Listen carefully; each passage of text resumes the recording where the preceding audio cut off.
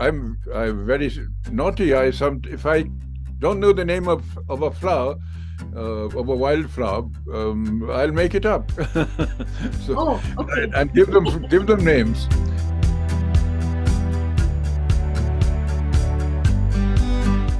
Good evening, Mr. Ruskin Bond. I cannot even begin to thank Penguin enough for this opportunity to meet with you, to speak with you.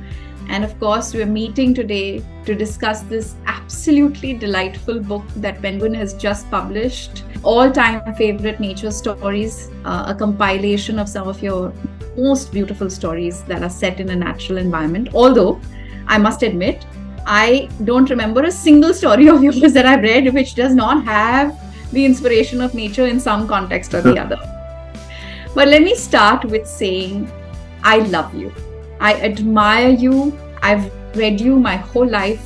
You have made my childhood so rich, so vibrant, so filled with imagination and beauty and wonder. And I used to always think about what the hills must be like, what Dehra must be like, what Shimla must be like, what, all these parts that you described so beautifully would be like. And I've thankfully in the recent years had the opportunity to travel to those parts and discover their beauty. You, of course, live now in Landor, above Mussoorie. And I was there a few weeks ago. And it was absolutely enchanting. The bird song, the forest, it was lovely. Mr. Bond, your whole life, you've written stories that have been inspired by nature. You've always looked out of your window and you've witnessed the world and you've interacted with the natural world. Tell me, how did this relationship with nature begin? It's an absurd question to ask, but for urban dwellers that don't have the opportunity to interact with nature, I think we would like to know what started off this relationship with nature. Well, I thank you for all those kind things you said about me and my writing, and Shishti says I'm blushing. Huh? But as to discovering the world of nature, I think in a way you have to be a city dweller in order to discover nature. Otherwise, you're inclined to take it for granted. If you grow up in a village or a mountain or on a lonely seaside right from the start, you feel, well, it's always been there. You're not discovering anything new, and you're inclined to take it for granted. So I think I think in many ways my first appreciation of nature came through reading nature writers. As a boy, I was a tremendous reader, and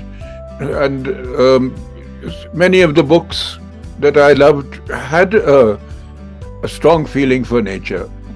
Wuthering Heights by Emily Bronte, and how she brings out the atmosphere of the Yorkshire moors, the loneliness, and other writers, short story writers like H.E. Bates and others. So partly it came to literature, partly because also I had a lonely childhood, and I would perhaps wander about a good deal, on the roads and streets of what then was a very small town, Dehradun. In 1945, when I was 10, it had a population of 40,000 souls, compared now to 10.5 lakhs or more. So if I went for a walk or wandered about, I'd notice different trees, a small canal, people's gardens, and tea estates that were around it. That surrounded. So I was a great one for walking and wandering around. Although it was a small town, it was surrounded by, say, forests and fields, so you could go out and discover nature easily. But I think the real change came when I'd been living in Delhi for about 5 years. I had job of sorts, and I wasn't really getting a chance to write as much as I wanted to. And in a way, I just threw up the job and ran away and came up to live in the hills. Your answer reminded me so much of what may have inspired my relationship with nature as well, because it was your writing. And of course, it was the time that I spent in nature. I was also the only child. And I mean, the mango tree in our backyard was my best friend. I would spend hours reading on that mango tree perched on one of the branches. And you're so right that it takes that interaction and becoming a witness that helps us really form a bond. And I'm trying to do the same with my son now, get him to interact with nature every day and watch for birds and watch the season change and, discover the beauty and the fragility of flowers and the strength in flowers, actually. Just well, this morning. He's lucky to have a mother who is giving him this interest in nature.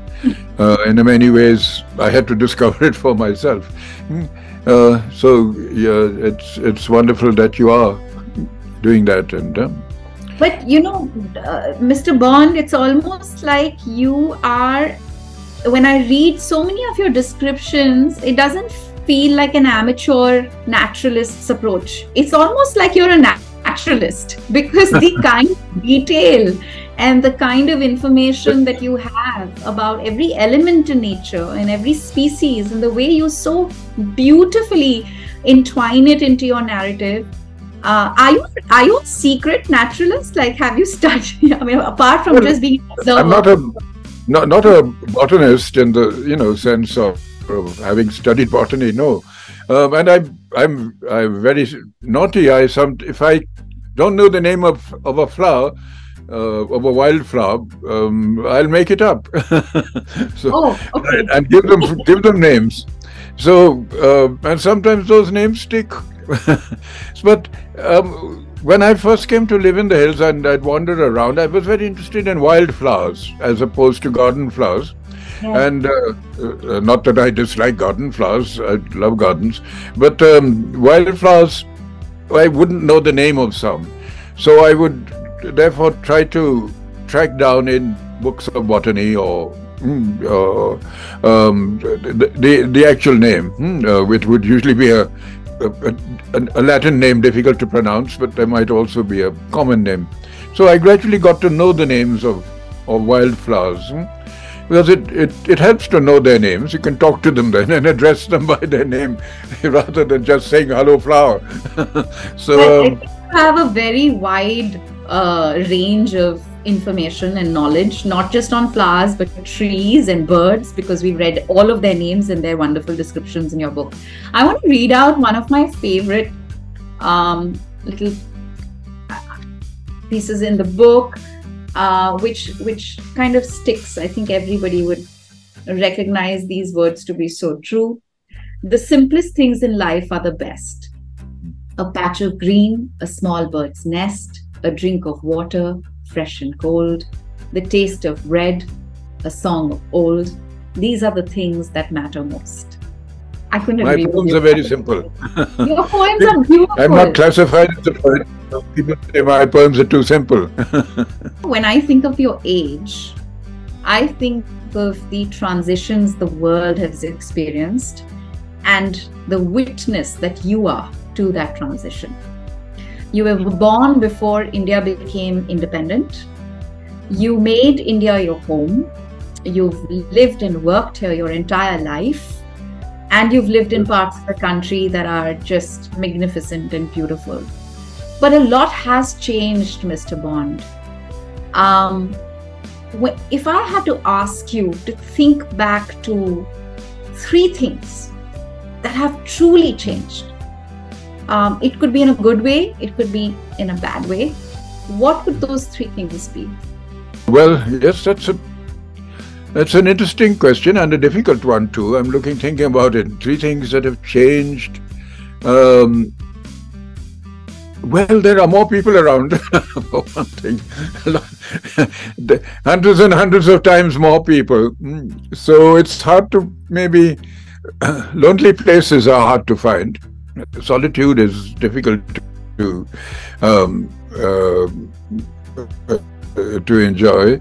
And the world is certainly busier and there's a great deal more happening around you. For better or worse, I wouldn't know. But so that's one thing that's changed. Then perhaps, well, technologically it's changed, of course. Every writer I meet is usually writing on a Laptop. On a, I don't even know the names of some of the things that I use nowadays. But I still write with a ballpoint pen on paper and by hand. So the world, though I haven't changed much, I see the world around me changing all the time. You know, and what else has changed? Human nature, in a way. Perhaps people are not quite as. Although I grew up when there was a war going on, and there was the Quit India movement, and then there was partition, and there were riots, and people were killed, and yet maybe it was easier to get to know people then, perhaps, in a sense that they were perhaps people are more approachable. There wasn't so much suspicion between different peoples, and it was easier to make, as a boy, to make friends. Okay, I'm going to read a verse from the book that suits what you've just described perfectly. It's a busy world, I know, and we must hurry here and there, and not ask who or why or where, for fear our credits fall too low. But here upon this hilly crest, there's some respite, and when the fretting day is done, beneath the cherry tree, there is rest. Yes, well, there it is. That's a poem I enjoyed writing. Sometimes I wake up in the middle of the night and write a poem. You wake up in the middle of the night and you write a poem and you go back to sleep? Yes, and if I don't write the poem, I won't go back to sleep. It'll keep running around in my head. So I have to put on the light and write it in a rough way. I might touch it up later on if I want to print it anywhere. But only then will I go to sleep. Otherwise, it's going to keep me awake. You know, this is going to bring me to the third part of our conversation. I wanted to ask you. We're living in a world today that is confronted by a triple planetary crisis of climate change, Yes. of pollution, of biodiversity loss. And it's affecting all people everywhere. That's true.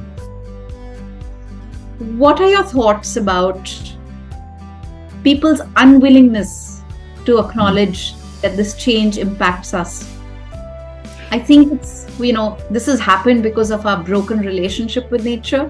If more people had read Ruskin Bond growing up, they probably would have been more respectful and kind to nature. But what is your hope for this world as we carry forward? How do you think people can and should respond to this crisis? Yes, because usually the response only comes when there's a major disaster, and there have been so many. We've had that's true. They're happening more frequently. So there's a lot of talk about climate change and what should and could be done, but not a great deal is done, at least not noticeably. And we were talking of the pollution and it's amazing, not just that the land, but the sea too. A few months ago, I was I ordered my favorite fish in a restaurant, and when I cut it open, there was a plastic button inside. Now, I complained about the button, but they said, so it's not the cook's button. I said, no, it's not. I'm not blaming the cook. It's the fish that swallowed it when it was in the ocean, obviously. So the little things like that bring it to your notice. If you had to have a young person understand the difference, Mr. Bond, what would you say is the difference? Of course, I would say read Ruskin Bond's books. But if I had to ask you to choose the most apparent difference between then and now, what would those be? The most apparent difference, sitting up here on the mountain top. Yeah. I look out the window, and very often I don't see the valley or the plains because of the dust, the fog, the smog, the mixture of pollution and cloud and mist.